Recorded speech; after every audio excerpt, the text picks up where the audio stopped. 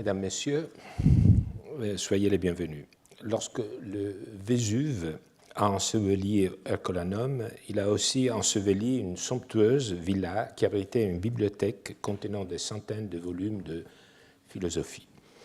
La chaleur a carbonisé les papyrus sans les transformer en cendres. C'est justement cette chaleur qui, par un étrange paradoxe, en a préservé certains. C'est ainsi que, du fond de la catastrophe, rejaillissent parfois des phrases fulgurantes telles ceci, fragments d'un traité sur la rhétorique du philosophe épicurien Philodème de Gadare, au 1er siècle avant Jésus-Christ. Aucune science ne peut proférer un mot si elle est privée de l'aide des métaphores. Ce sera la devise de notre cours, à nous d'en mesurer la portée et d'en comprendre les raisons. Revenir sans relâche aux sources alors que tout paraît se transformer sous nos yeux, tel est le défi d'un juriste historien. Après une année sabbatique, je reprends mon enseignement, heureux de renouer le fil du dialogue avec vous. Mais je ne peux m'empêcher de penser que ce fil aujourd'hui plus ténu que jamais. L'histoire s'accélère à un rythme si soutenu qu'il devient parfois difficile de mesurer la distance qui s'est creusée avec le monde d'hier lorsqu'on se retourne en arrière, ne serait-ce que de quelques mois. Ce ne sont pas seulement les nouvelles technologies qui transforment notre rapport au savoir, jusqu'aux modalités même de sa production. Dans bien de pays, c'est l'état de droit qui se trouve aujourd'hui remis en question, cette enveloppe précieuse et fragile des garanties, des droits et des devoirs dont le droit romain et le droit européen constituent la matrice, en dépit du fait qu'on a pris l'habitude de l'appeler « rule of law ». Dans une telle conjoncture, s'intéresser au savoir juridique dans la longue durée, en prenant l'Antiquité comme un point de départ, peut sembler une entreprise téméraire. Et pourtant, cette exploration peut nous aider à raviver notre capacité de lire et évaluer le présent depuis un observatoire qui n'est pas submergé par le flux des événements. Le passé n'est pas un refuge.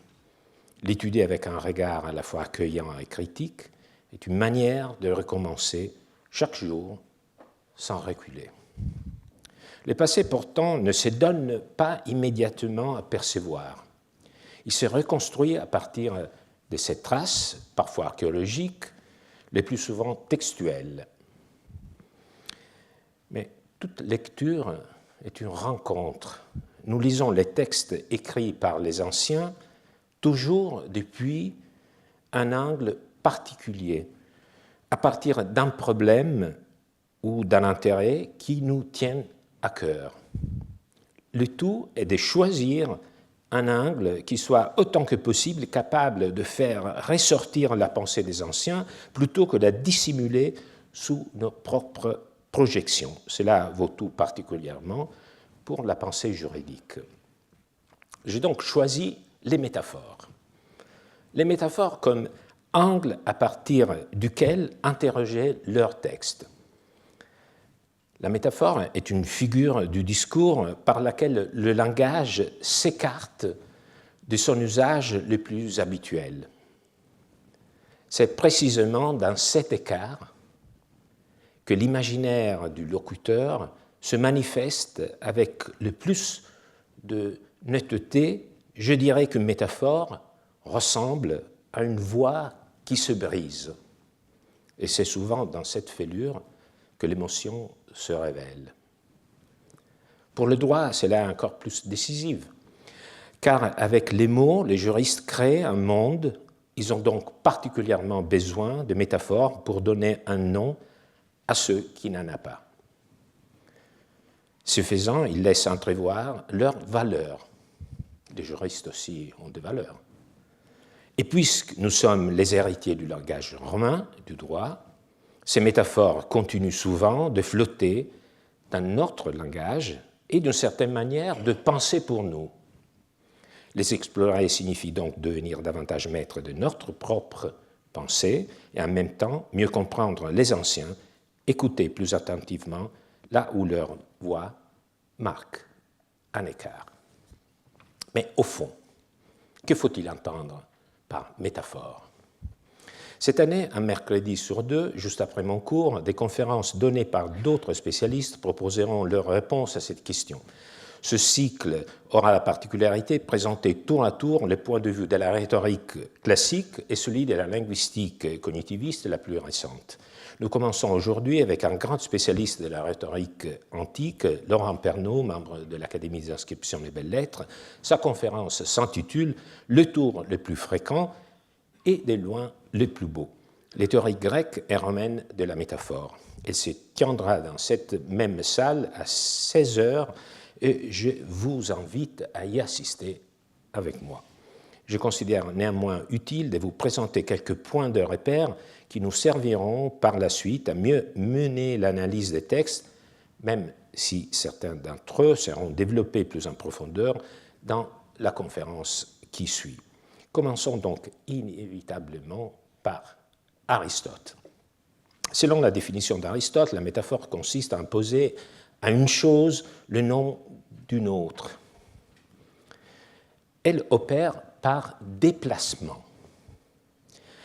Un mot quitte son sens propre pour désigner autre chose. Alors, c'est un fonctionnement, si vous y réfléchissez, déjà inscrit dans l'étymologie du mot. Parce que le mot métaphora dérive du préfixe méta, au-delà, et phérein, du verbe phérein, donc porter, donc transporter. Donc c'est un transfert.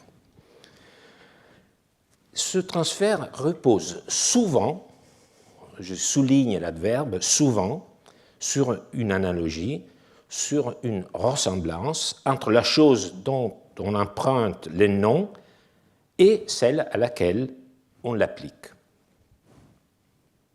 Vous savez tous, vous l'avez à l'esprit, le col de la bouteille. Donc vous voyez l'analogie. Mais il n'y a pas que l'analogie comme fondement de la métaphore.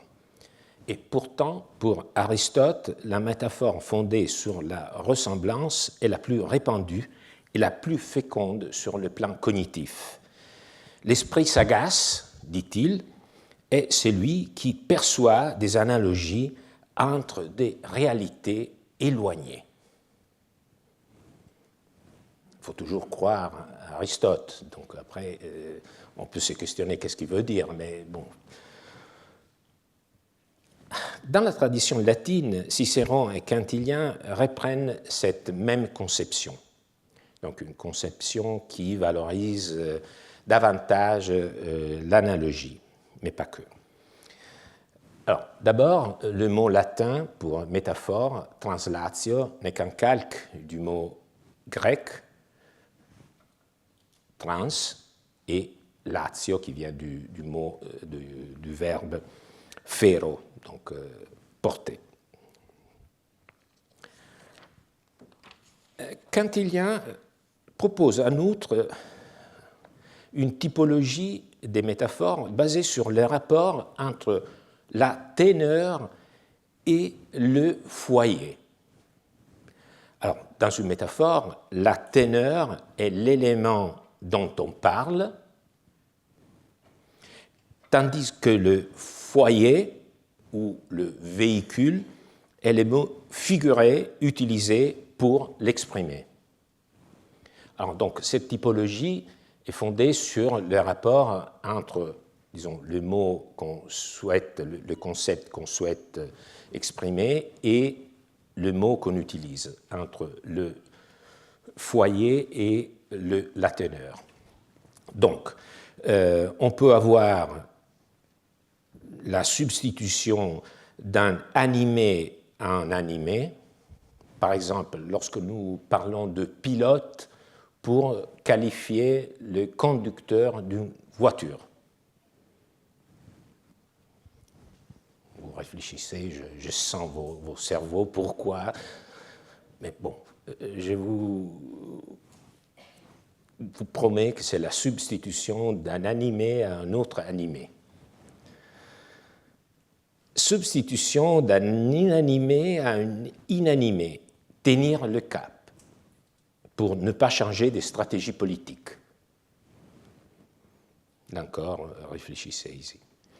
D'une animé à un inanimé, d'une inanimé à un animé. Les fusils pour les soldats, ça c'est clair. Et enfin, substitution d'un animé à un inanimé, la tête d'un cortège. Alors, ces exemples invitent à nous arrêter toujours dans le sillage des traités antiques sur un aspect fondamental, celui de la fonction des métaphores. À quoi est-ce que les métaphores servent? Alors, Cicéron et Quintilien aussi distinguent deux fonctions principales. D'une part, celle de suppléer au manque des termes propres pour exprimer des objets et des concepts. D'autre part, la fonction d'orner le discours. La métaphore répond donc d'un côté à une nécessité, necessitas, et de l'autre, elle produit du plaisir, le plaisir du texte, delectatio, iucunditas. Alors, dans la perspective de Cicéron et de Quintilien, il faut dire que c'est l'aspect de l'ornement, du plaisir qui prévaut. Car ils traitent de la métaphore dans le cadre, dans leur traité de rhétorique, ils en traitent dans le cadre de ce qu'on appelle l'élocutio, c'est-à-dire la manière de formuler le discours. Donc, ils s'en occupent à propos du style et notamment à propos de l'ornatus, donc de l'ornement, c'est-à-dire des figures qui donnent au discours plus d'éclat ou de force. La métaphore est donc envisagée principalement comme l'un des procédés stylistiques destinés à embellir le discours. Le plaisir qu'elle procure dépend de la capacité du langage figuré à frapper les sens, en particulier la vue, c'est-à-dire à mettre les choses sous les yeux. De là, il faut le dire, vient aussi la mauvaise réputation dont jouit parfois, même souvent, la métaphore, considérée comme un ornement vain, un bijou de trop, un maquillage qui essaye de cacher les défauts du visage, les défauts du discours, les défauts de la substance du discours. Comme nous le verrons, et comme l'avait déjà bien vu Philodème de Gadare dans le fragment dans notre devise, ce que les détracteurs de la métaphore ne perçoivent pas, c'est qu'elle remplit bien d'autres fonctions, parfois très profondes, et surtout que nous produisons des métaphores sans cesse. En particulier, elles répondent à la fonction, à la nécessité d'élargir le lexique en donnant un nom à ce qui autrement n'en posséderait pas. L'aboutissement normal en est la catacrèse, c'est-à-dire une métaphore lexicalisée, entrée dans le lexique commun ou spécialisée, et qui n'est plus perçue comme telle. Par exemple, un terme comme divorce. Si vous y songez, vous pensez que c'est un terme juridique technique.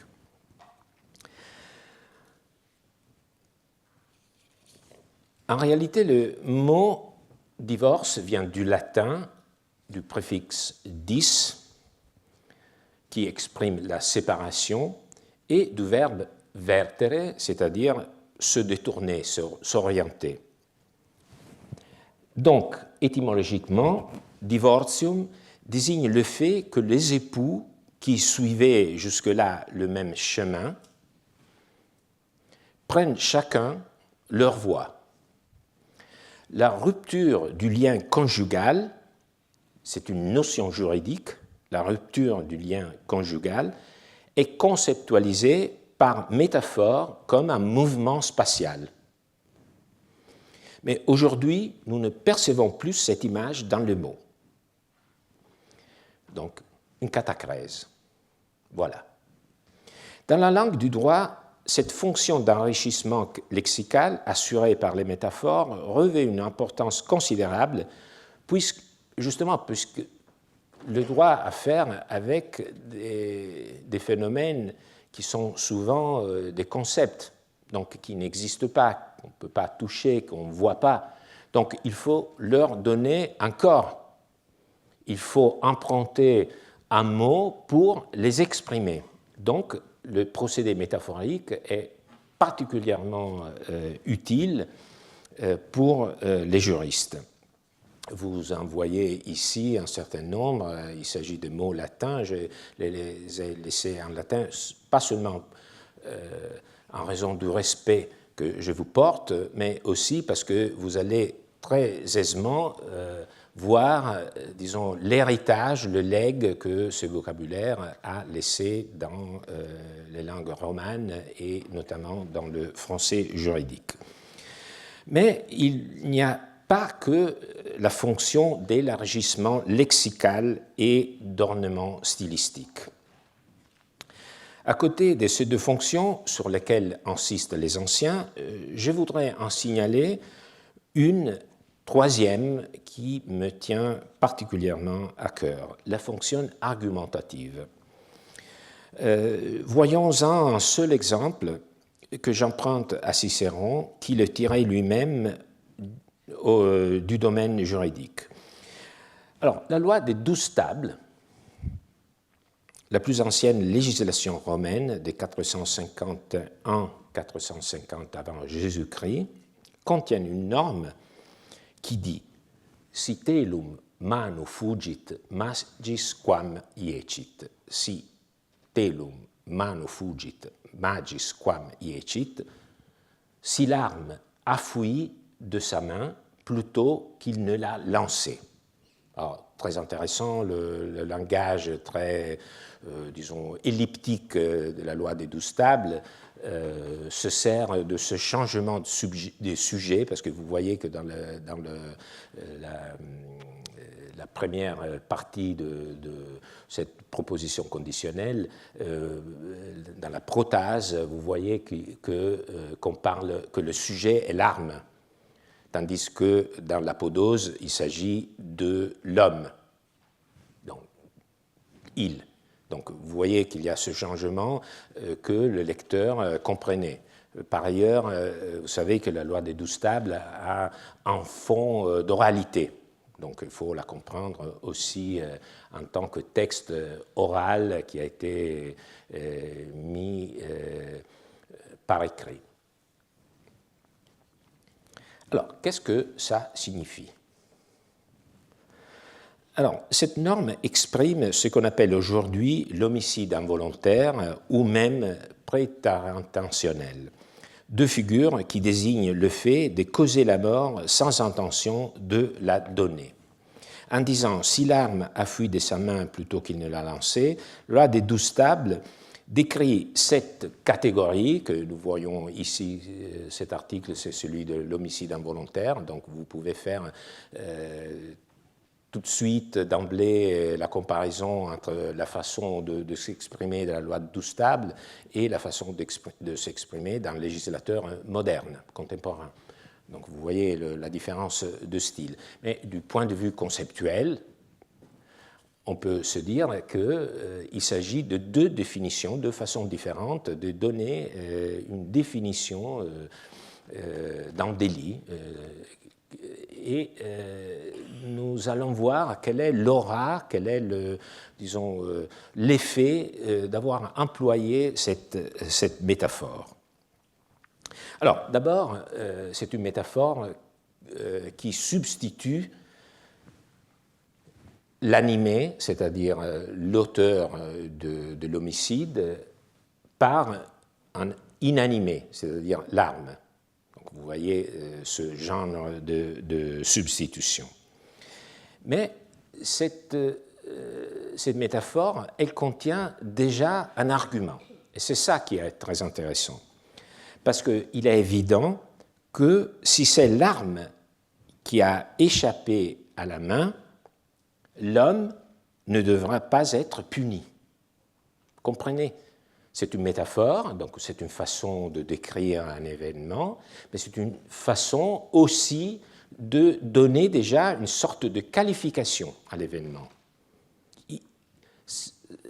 Cette phrase incorpore déjà une évaluation juridique.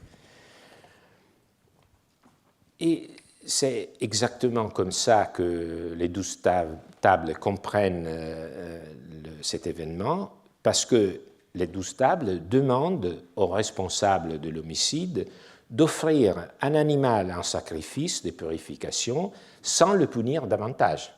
Vous voyez, c'est l'arme qui a échappé de sa main.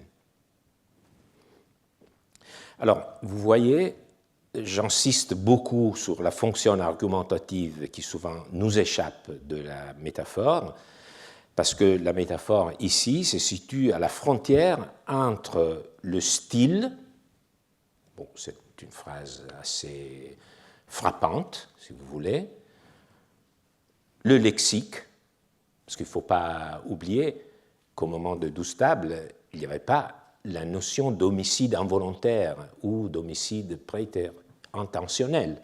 Donc il n'y avait pas le mot. Donc il fallait nommer, il fallait décrire, exprimer cet événement. Donc cette métaphore répond à la fonction stylistique, la fonction lexicale, mais aussi à la fonction argumentative, parce qu'elle préoriente l'espace dans lequel certaines conclusions deviennent plus acceptables que d'autres. Parce que vous comprenez que si on écrivait ces propos en le faisant suivre d'une punition frappant l'auteur, on serait devant une sorte de contradiction avec cette métaphore. Alors, faisons un point intermédiaire.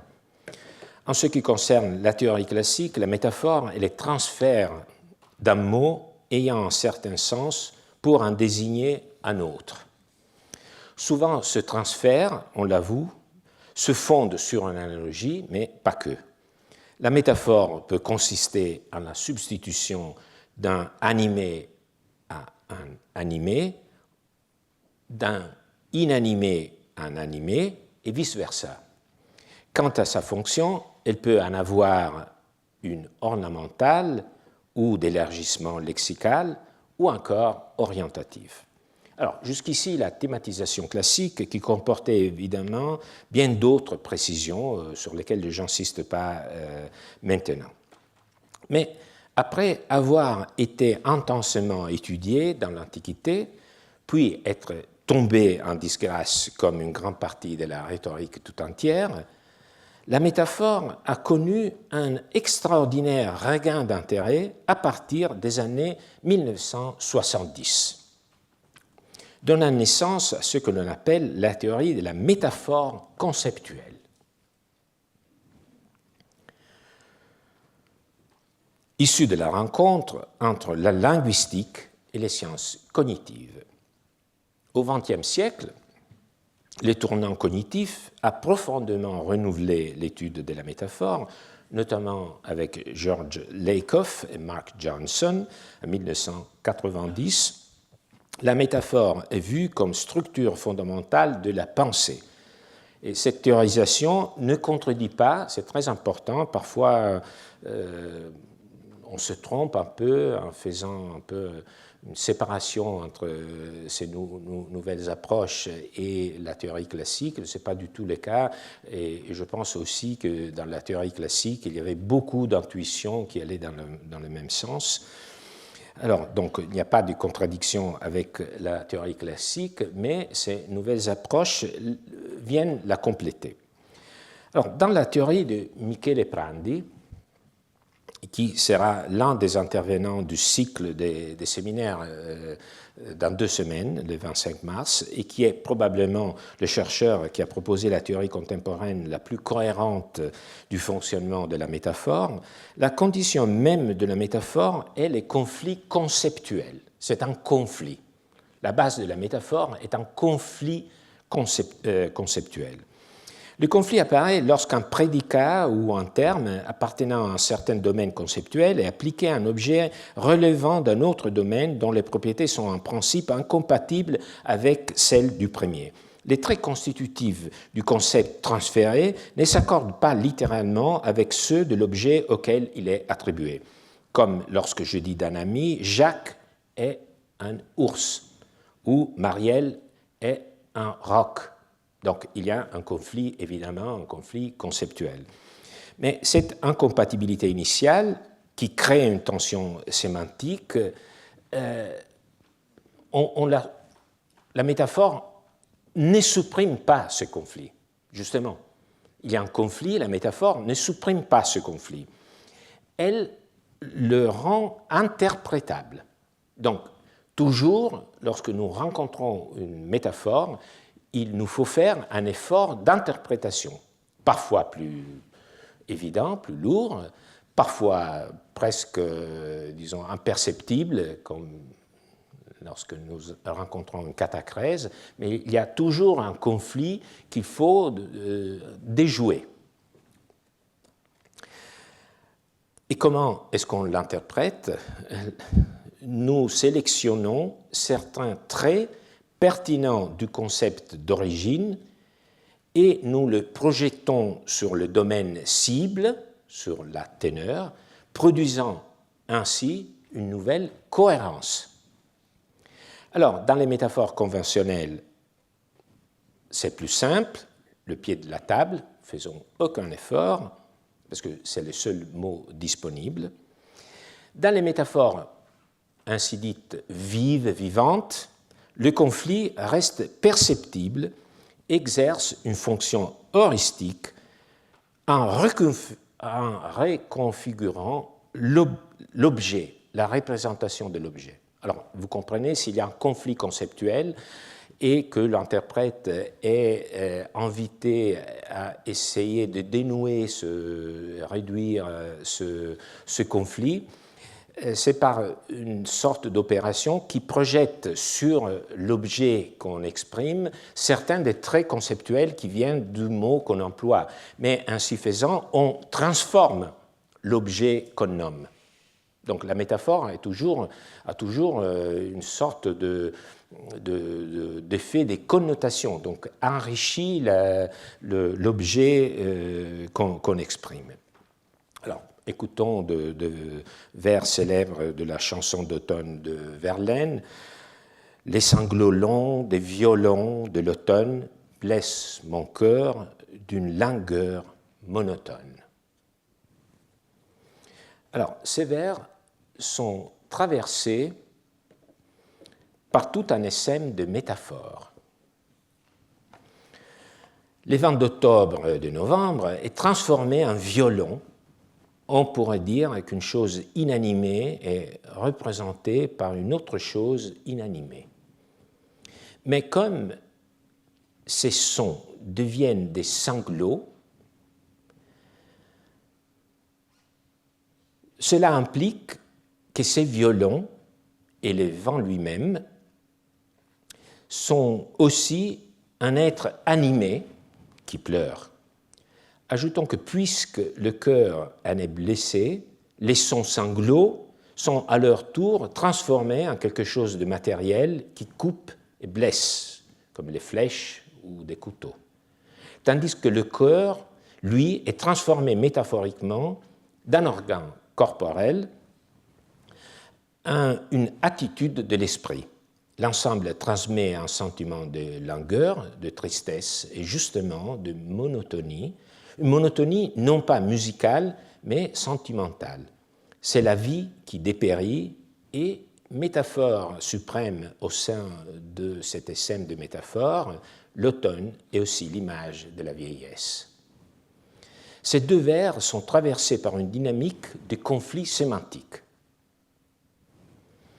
qui fait qu'une partie des significations se déplace d'un mot à l'autre. Ces conflits se dénouent dans un accroissement de connotations, dans tout un jeu de vibrations sémantiques que le lecteur décode grâce aussi à la parfaite scansion par le rythme et la rime. Il s'agit de ce qu'on appelle des métaphores vives, vivantes, parce que les violons de l'automne ne sont pas entrés dans l'usage pour dire le vent de novembre, bien évidemment.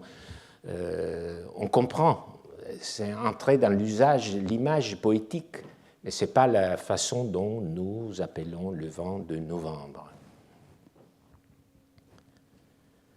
Nous percevons cette expression encore comme une métaphore, nous la percevons comme une métaphore, nous savons qu'il y a un conflit conceptuel et elle exige un acte d'interprétation pour produire du sens.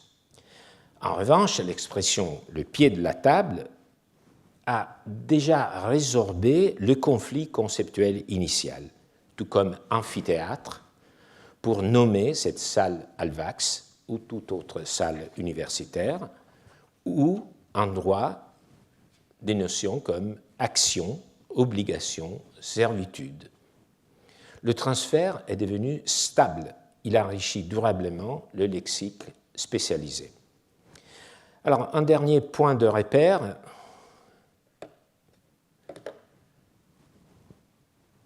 qui va être utile dans nos analyses de sources.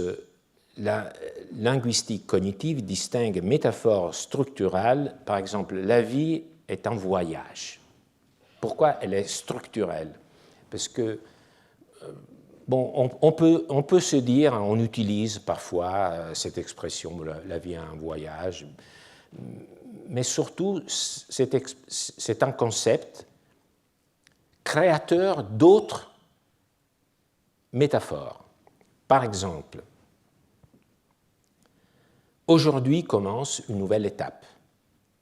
Vous voyez, il y a derrière, comme arrière-plan, cette idée, la vie est un voyage, où il ne faut pas prendre de détours dans la vie.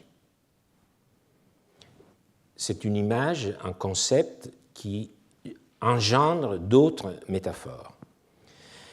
Il y a aussi d'autres métaphores qu'on appelle spatiales, haut, bas, dedans, dehors. Par exemple, les droits fondamentaux sont ceux qui sont en bas au fondement. Vous voyez, c'est une métaphore à la fois ontologique, parce que c'est l'idée d'un bâtiment, mais aussi c'est une métaphore qui utilise, disons, l'espace comme système d'évaluation. Donc ce qui est en bas, dans ce cas, c'est ce qui donne de la solidité à la structure. Ensuite, enfin, il y a des métaphores ontologiques très importantes pour nous qui traitent de réalités abstraites comme des entités ou des corps. Alors, mon cours met justement l'accent sur ce genre dernier de métaphores, les métaphores ontologiques, notamment les métaphores corporelles, qui donnent en quelque sorte un corps au concept. J'en aborderai tout au fil des séances cette année aussi d'autres types de métaphores, pas seulement celles corporelles, car les métaphores, un peu comme ces joueuses d'Astragal, dans cette merveilleuse fresque d'Herculaneum, les métaphores ont cette propriété de s'attirer l'une l'autre. Vous l'avez vu avec les vers de Verlaine, par exemple. Mais aujourd'hui, justement, comme il se doit, commençons par la métaphore qui encadre un peu le cours, c'est-à-dire celle du corps du droit.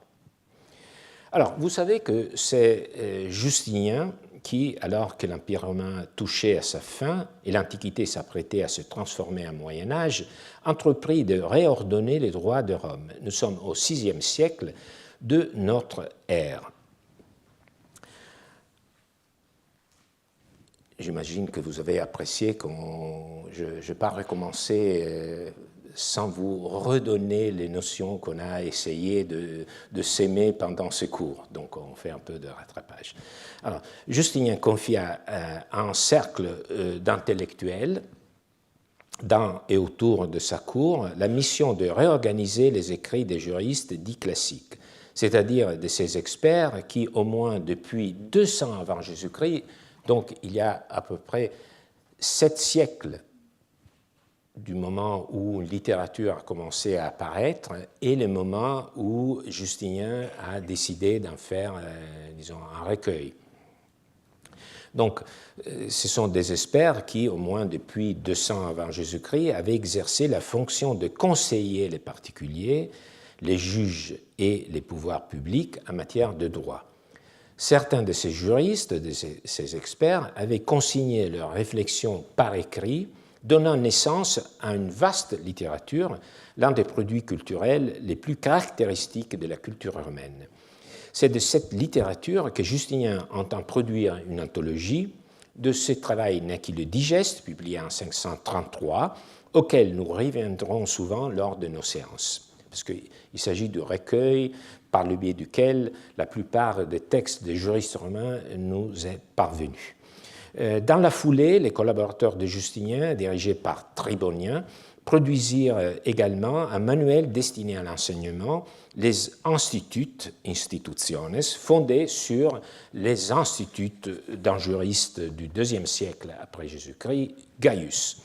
L'entreprise de Justinien comprenait également la collecte des constitutions.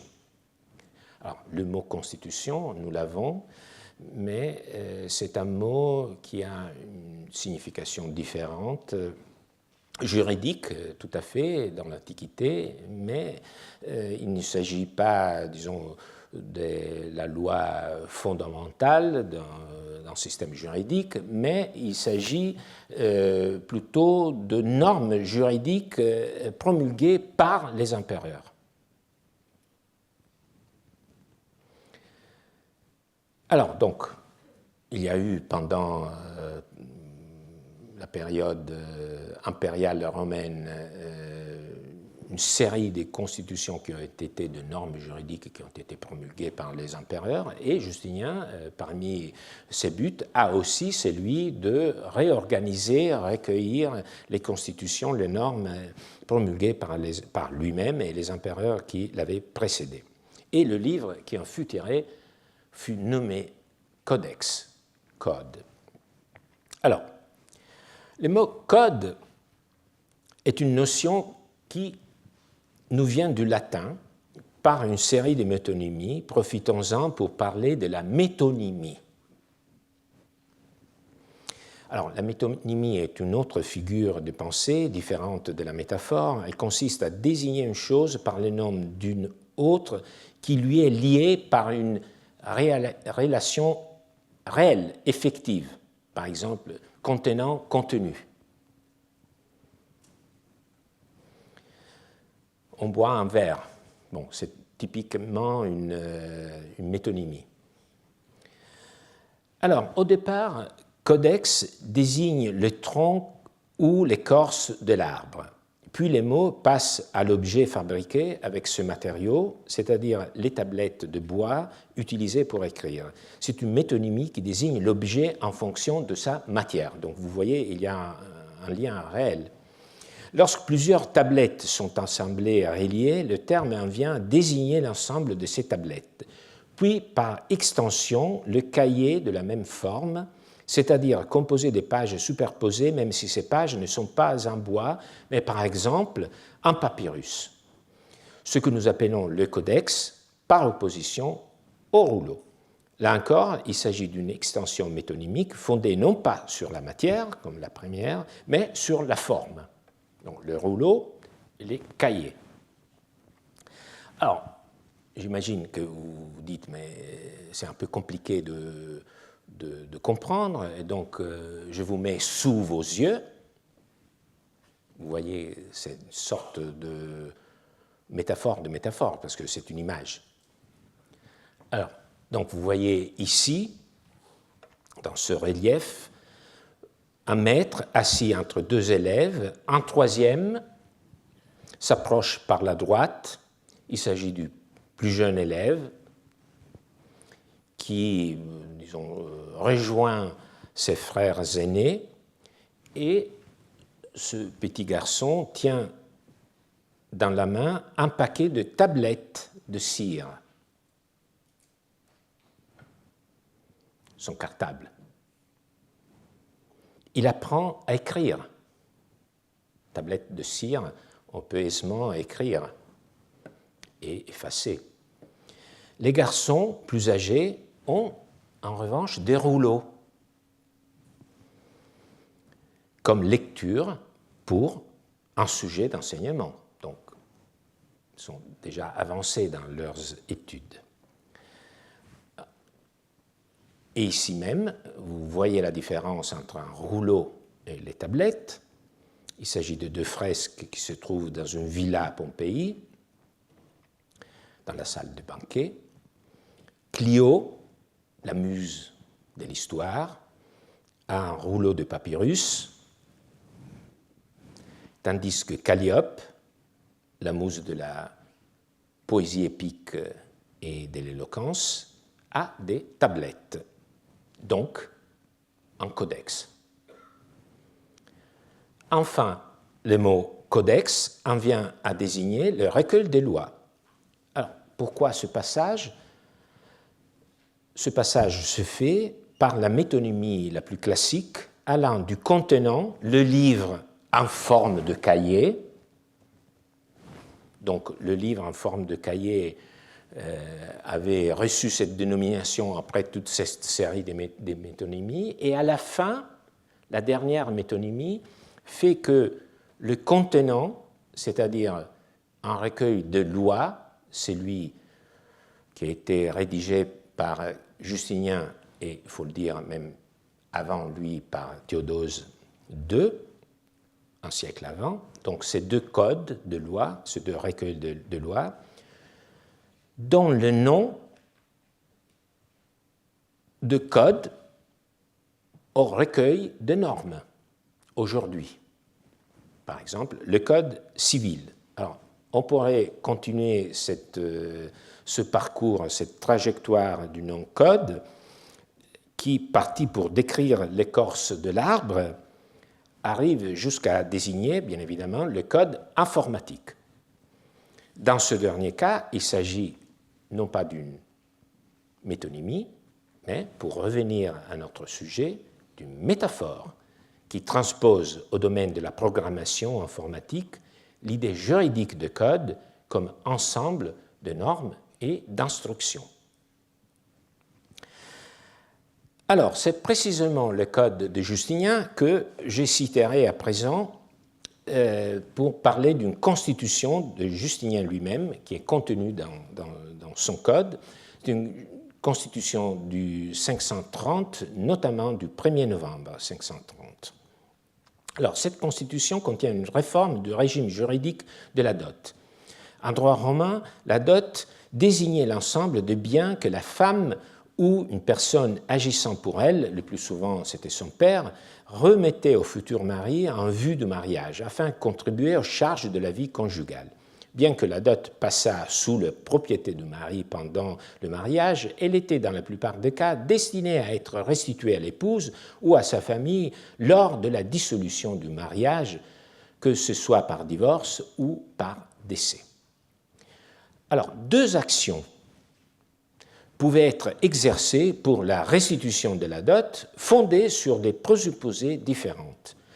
L'actio rei uxorie naissait directement de la constitution, de l'acte même de la constitution de la dot, et laissait au juge une large appréciation fondée sur l'équité au moment de la restitution. À côté d'elle, l'actio ex stipulato reposait sur une stipulation, c'est-à-dire un contrat verbal, une promesse, et relevait du droit strict. Donc, les deux actions présentaient des différences de régime, notamment quant à la transmissibilité ou pas aux héritiers. Donc il y a deux actions pour la restitution de la dot, avec des différences tant quant à leur fondement, quant à leur régime. Alors, on discute de savoir laquelle des deux actions a apparu en premier, mais ce n'est pas l'essentiel ici. Ce qui importe, c'est qu'il existait deux voies différentes. Or, le droit n'aime pas le superflu. La loi de Justinien intervient précisément sur cette redondance. Alors, lisons-la. Vous savez que j'aime lire et interpréter avec vous les textes, en prêtant attention aux mots, parce que ce qui nous intéresse ici, ce sont les métaphores. Donc, je vous invite à les dénicher. Justinien Auguste, aux citoyens de la ville de Constantinople et aux habitants de toutes les provinces, nous n'attaquons pas dans le présent une chose minime, mais bien une chose répandue presque dans tous les corps du droit, tant à propos de l'action de la dot que de celle issue de la stipulation. Nous allons retrancher leurs points de contact et leurs différences et resserrer dans les seuls sentiers de l'action issue de la stipulation tout le droit de la chose dotale, au moins le droit que nous estimons digne de se maintenir en vigueur.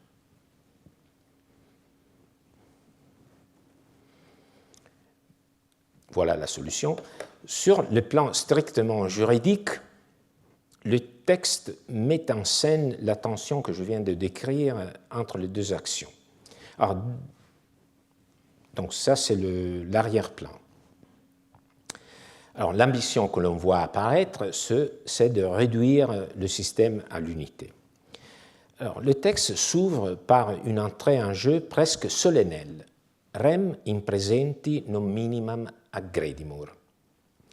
Le verbe aggredimur ne signifie pas simplement traiter, mais s'avancer vers, comme on s'engage sur un terrain difficile, presque comme on entre en combat.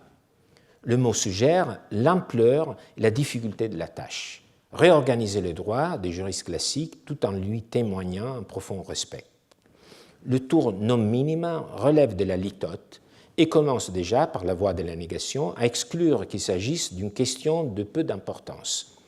L'idée est aussitôt renforcée par la métaphore structurante du corps. In omni pene corpore iuris effusam.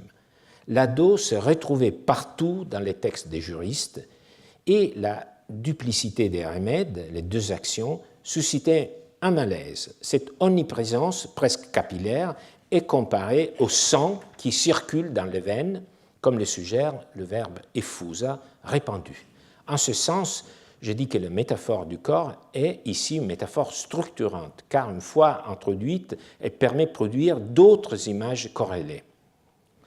Une fois le diagnostic posé et la gravité du problème dûment soulignée, le législateur, un bon médecin, annonce la thérapie. Cette image du législateur médecin remonte au moins à Platon. Le verbe resecantes, retranchant, prolonge la métaphore corporelle dans le registre chirurgical. Le droit apparaît comme un corps susceptible d'incohérence et la tâche du législateur consiste à corriger ces pathologies par une intervention savante. Vient ensuite la métaphore du chemin, avec les mots in unum tramitem. Trames désigne le sentier, la voie tracée, parfois étroite, mais sûre. Et vous comprenez que cette idée de la voie est implicite dans le mot droit. À ce point intervient le terme décisif concludentes, souvent affaibli dans les traductions. Concludere ne signifie pas seulement conclure, disons, le texte, mais littéralement fermer ensemble, enclore, resserrer. Là où existait une pluralité de voies juridiques, parfois divergentes, les législateurs et plus largement les juristes cherchent à canaliser la matière dans une seule direction. Et dans cette perspective, c'est l'actio stipulato qui devient la voie principale capable de porter l'ensemble du droit de la dot. Alors, après une phase marquée par une duplication, par un malaise superflu, nocive, vient donc le geste inverse. La réforme de Justinien canalise et resserre. Mais la dernière expression du texte est peut-être la plus subtile. Quod dignum esse valere censemus. Alors même que le système juridique fait l'objet d'une reconstitution plus cohérente sur le plan du procès, de la procédure, des actions, Justinien ne maintient pas sur le terrain du droit substantiel la totalité du régime de la dot. Seule est maintenue la part de ce régime façonné par les juristes classiques que Justinien est en train de recueillir, seule est maintenue la part jugée digne d'être sauvée. Le terme plus parlant est valere. Il signifie être fort, être en bonne santé. Et ce choix lexical réactive la métaphore du droit comme corps vivant appelé à rester sain. Ce récit métaphorique n'a pas seulement une valeur littéraire, quoi qu'il en soit, il est à la base de notre conception du code. Par exemple, le code civil, entendu comme un ensemble organique et cohérent des normes. Cette métaphore romaine, ce texte même, a offert un modèle particulièrement autorisé qui a pénétré la pensée médiévale et moderne et s'est perpétué jusqu'à nous. On pourrait dire qu'elle coule encore dans nos veines de juristes européens. Et on la retrouve, par exemple, lorsqu'on dit le droit en vigueur. Alors, voyons quelques prolongements de cette métaphore. Alors, il faut un intervalle. Alors, c'est une caricature célèbre d'Honoré Daumier. C'est une caricature qui remonte à la monarchie de Juillet, 1834. Et Daumier exprime évidemment ses convictions révolutionnaires républicaines. Alors, elle représente un hémicycle avec une assemblée de 35 hommes, divisés sur 4 rangées. Une répétition de la ligne souple et arrondie fait écho au titre de l'œuvre, du dessin, le ventre, pour donner aux élus un aspect grotesque et amoral. On comprend parfaitement. Ce que l'on remarque, j'ai jamais trouvé peut-être, vous savez, parfois on pense avoir trouvé des choses que les autres n'ont pas vues, mais je me suis demandé, mais pourquoi le ventre législatif? Bon, le ventre législatif n'est qu'une métaphore par image d'une métaphore qu'on trouve dans le Code civil, parce que c'est la métaphore du corps législatif.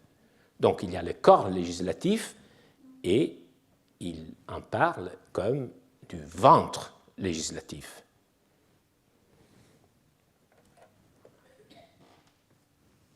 Et justement, et je le dis en présence d'Alain Supiot, qui nous fait l'honneur d'être dans cette salle, comme les juristes pensent que tout est dans le droit, donc vous voyez, il y a la possibilité de faire des interprétations aussi des dessins satiriques. Mais c'est plus que ça. Parce que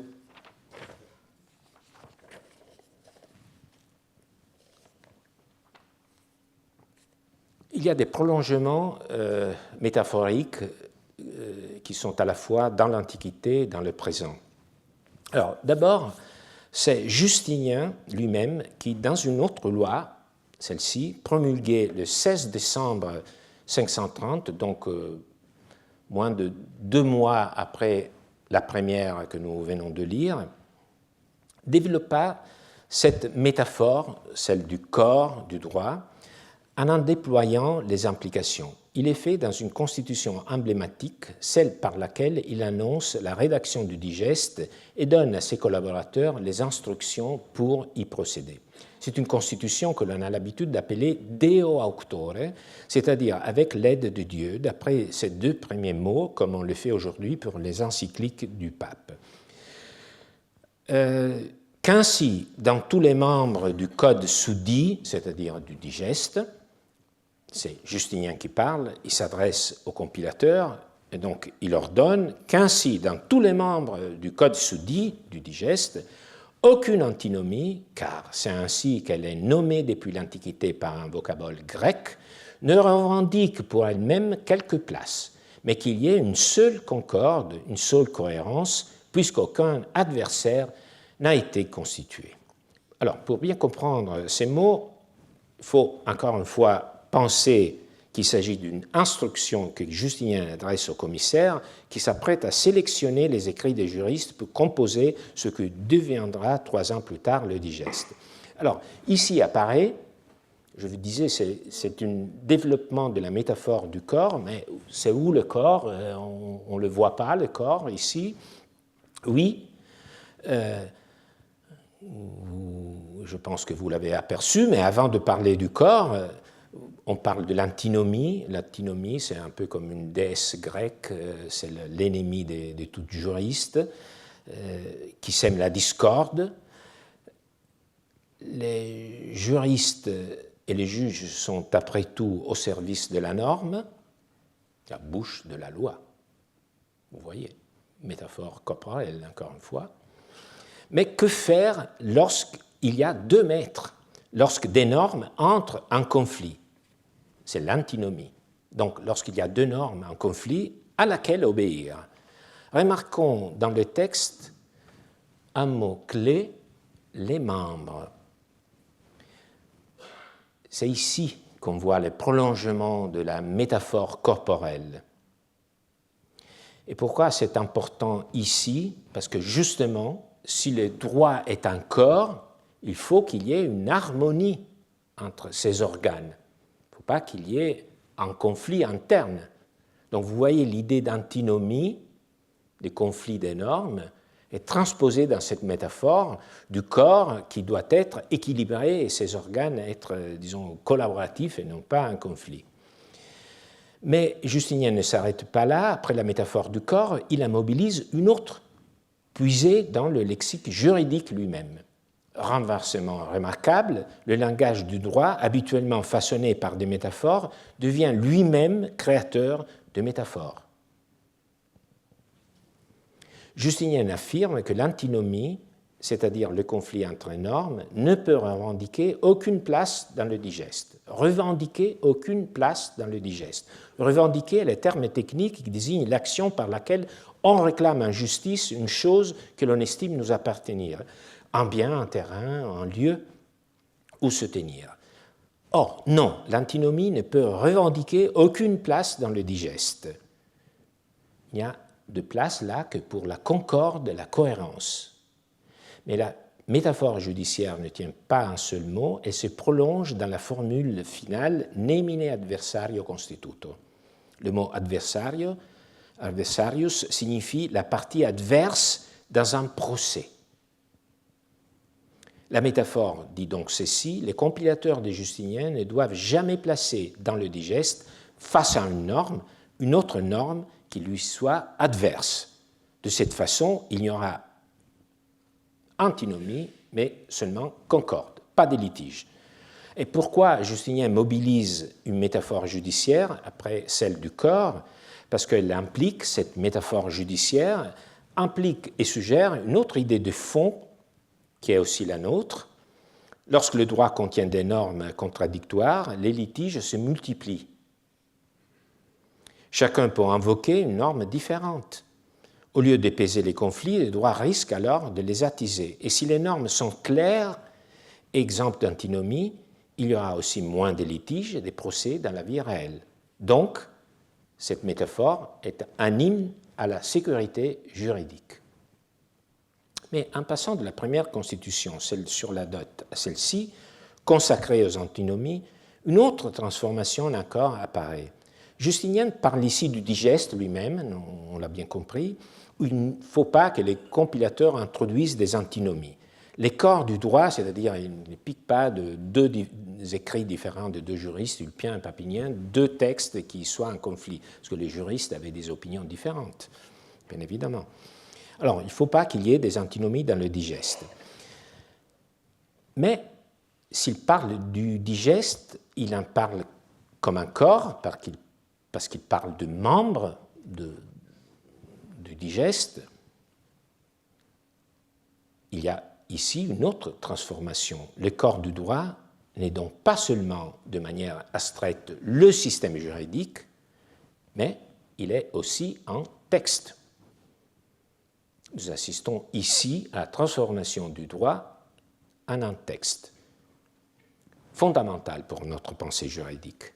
Nous avons, nous aussi, tendance aujourd'hui à considérer le droit sous la forme d'un texte, mieux comme un gigantesque corpus de textes. Je ne sais pas si c'est la bonne façon de le penser, mais la plupart des juristes ont tendance à le penser comme ça. Alors, pour vous convaincre, et c'est la dernière vraiment partie de cette séance, pour vous en convaincre, il suffira de penser que la métaphore du droit, en tant que corps vivant, a eu aussi une autre conséquence. Elle a fini par donner son nom à l'ensemble de la codification justinienne. On dit habituellement que ce fut seulement Denis Godefroy, un jurisconsulte né à Paris qui se réfugia à Genève, ayant embrassé la Réforme, qui donna ce nom à la compilation de Justinien, dans son édition de 1583. Donc, on dit qu'avant, on ne pensait pas au texte de Justinien avec ce nom. En réalité, on commence déjà à le comprendre, cette dénomination, cette métaphore flottait déjà dans les textes de Justinien eux-mêmes. Donc Godefroy n'a fait autre chose qu'écouter attentivement, comme je vous invite à le faire, les textes de Justinien. Alors, on va le voir très rapidement. Vous savez que le digeste, après avoir été publié par Justinien en 533 et avoir connu un grand succès, surtout en Orient, sombra en Occident à partir du 7e siècle. Il fut redécouvert d'une manière en quelque sorte encore mystérieuse autour de l'an 1000, d'abord à Pavie, que j'évoque avec une certaine émotion, puis à Bologne. À Bologne, on commença à le commenter. Et autour de la fin du XIe siècle, la lecture du digeste donna naissance à l'institution même de l'université, modèle qui se diffusera ensuite dans le monde entier. Donc, naissance de l'université est strictement liée à la lecture du digeste.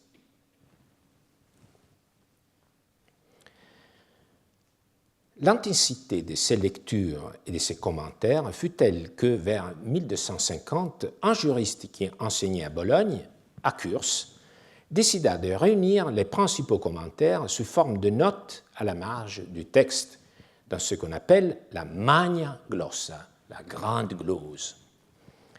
Alors, vous en voyez ici une édition moderne. Le texte du digeste est entouré de gloses ordonnées par Accurs, et elle porte déjà, vous voyez à gauche, le titre général divulgué quelques années auparavant par Godefroy, Corpus Juris Civilis. Voici une version plus ancienne, en partie avec des gloses qui précèdent Accurs et qui ont été rajoutées par la suite. Il s'agit d'un manuscrit du digeste conservé à l'université de Padoue, écrit au XIIe siècle, où les gloses sont, pour ainsi dire, tatouées sur le corps du droit, qui n'est pas par hasard orné aussi de signes anthropomorphiques. Pas seulement le grand personnage, mais il y a des petites mains, des visages. Donc vous voyez que cette transformation engendre aussi une retransformation en arrière, ou, si vous voulez, une sorte de transformation réelle. C'est ce qu'on appelle aujourd'hui un paratexte. Vous voyez le texte interne et ensuite tout l'appareil du paratexte. Il y aura un colloque dans quelques semaines ici au collège consacré au paratexte, aussi dans le texte juridique. Alors, parmi les gloses d'Accurse, une glose qui s'accroche à un des textes qui sont ici compris dans cette page, il y a un texte, il y a une glose que nous allons rapidement lire. Alors, il dit, faut-il penser, par cette raison, que quiconque veut être jurisconsulte ou expert en droit doive étudier la théologie? Réponse, non, car tout se trouve dans le corpus iuris. Omnia in corpore iuris inveniuntur. Tout se trouve dans le corpus iuris. Comme par exemple dans le titre, et donc vous voyez un certain nombre de titres qui sont indiqués. Alors, du point de vue formel, vous voyez apparaître ici la formule corpus iuris, qui est tirée de notre constitution de Justinien, celle qui parle de la dot, et que 3 siècles plus tard, après Accurse, Godefroy utilisera à son tour. Donc vous voyez cette métaphore flotte dans tous les textes. Ce gigantesque, le droit, c'est un intertexte, disons, inépuisable. Quant au contenu, cette phrase a eu un destin curieux. Il faut que je le dise. Essayons d'abord de comprendre d'où vient la question. Le texte du digeste que Accurse est ici en train de gloser, notamment du juriste ulpien, affirme que le droit est la connaissance des choses divines et humaines. Donc vous voyez le texte en tête, donc c'est le texte qu'Accurse est en train de gloser. Donc il est en train d'expliquer à ses auditeurs qu'est-ce que ce texte veut dire. Et comme ce texte, vous voyez, dit que la jurisprudence est la connaissance des choses divines et humaines, la science du juste et de l'injuste, bon, les juristes parfois disons, sont fiers de ce qu'ils font, donc la jurisprudence, la connaissance des choses divines et humaines, donc il se pose cette question qui n'est pas déraisonnable, est-ce qu'il faut, donc, pour être un bon jurisconsulte, faut-il étudier la théologie? Réponse non.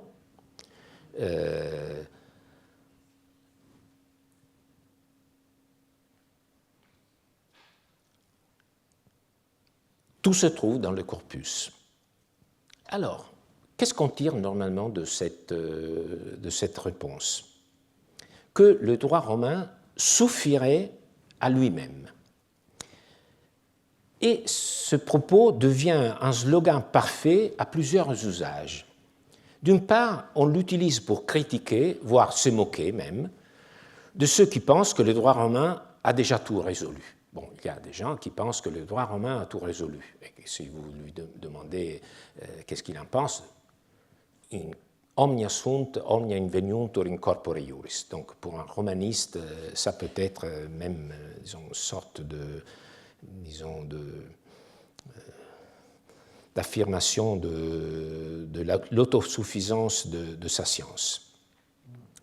Mais d'autre part, plus sérieusement, ce slogan devient le slogan des juristes de toutes les époques pour proclamer leur autosuffisance en tant que juristes.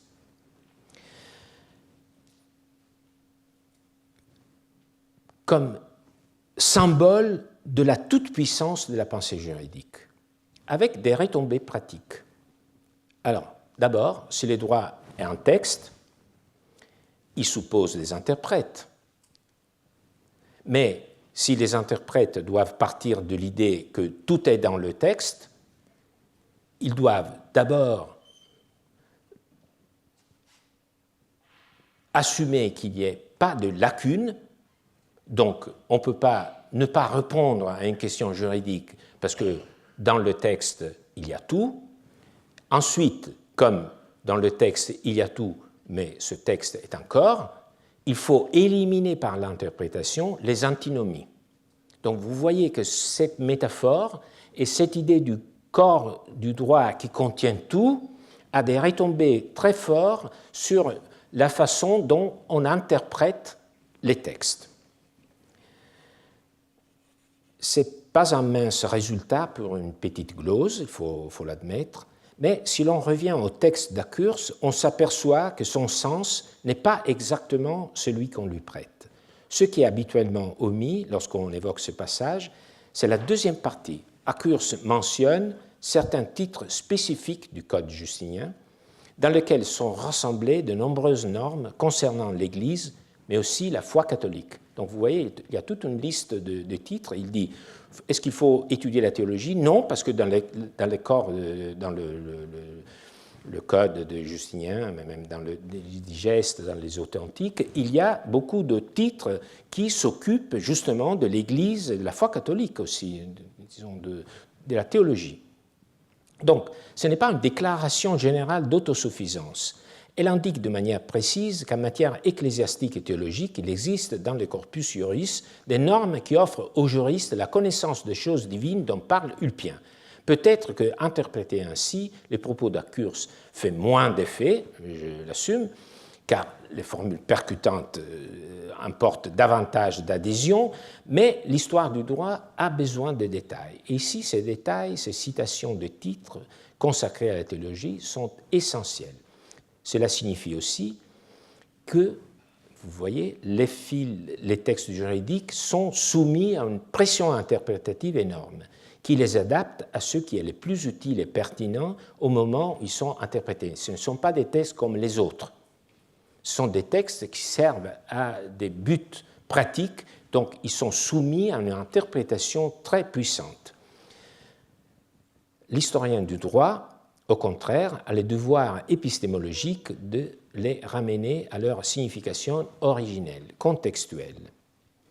Reste une dernière conséquence. Concevoir le droit comme un corps autosuffisant tend à l'enfermer dans son technicisme. Nous faisons ici, dans ce cours, le pari inverse, croiser les disciplines pour les rendre plus intelligibles, car l'analyse des métaphores mobilisées par les juristes n'a rien d'un simple exercice de style, elle mène droit au cœur du droit, c'est-à-dire aux idées fondamentales qui animent les juristes et se transmettent de génération en génération. Et si on repense aux paroles de Philodème, celles que le Vésuve n'a pas réduites au silence, on comprend qu'il avait vu juste. Je vous remercie et je vous attends à la prochaine semaine.